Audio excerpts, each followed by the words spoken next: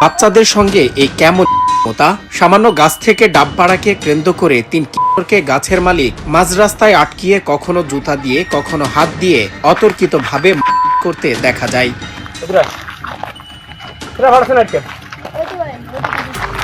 স্থানীয়রা পাশে থেকে দেখলেও তাদের উদ্ধার না করায় থেমে থেমে কয়েক দফায় করতে দেখা যায় গাছের মালিককে, যা পাশে থাকা একজন ভিডিও করে সামাজিক যোগাযোগ মাধ্যমে ছাড়তেই নিন্দার ঝড় ওঠে।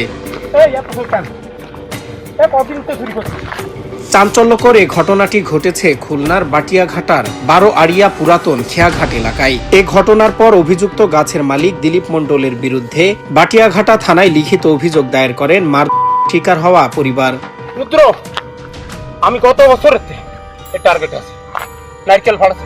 ভুক্তভোগী পরিবারের দাবি, সন্তানদের করার পর প্রতিবাদ জানাতে অভিযুক্ত দিলীপ মণ্ডলের কাছে গেলে তাদেরও অকথ্য ভাষায় গালাগাল করে মারধরের চেষ্টা করে। এই ঘটনায় চাঞ্চল্য ছড়িয়েছে স্থানীয়দের মধ্যে।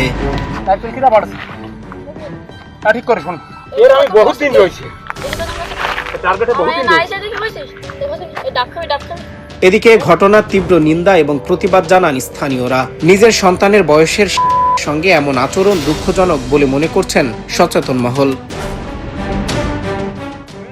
সজল বিশ্বাস, বাংলা টিভি।